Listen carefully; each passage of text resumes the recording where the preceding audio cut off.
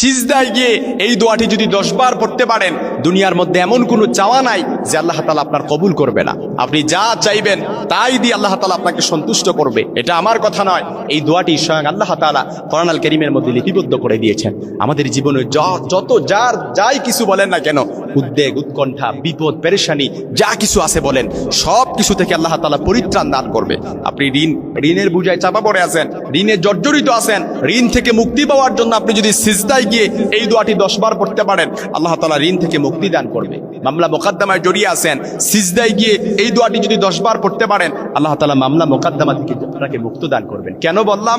কারণ সিজদা হচ্ছে আল্লাহ তাআলার সবচাইতে আল্লাহ তাআলার নিকটবর্তী হওয়ার জন্য উত্তম মাধ্যম। কোরআন আল কারীমে আল্লাহ তাআলা বলেছেন, ওয়াসজুদ ওয়াক্তারিব, সিজদা দাও আর আমার নিকটবর্তী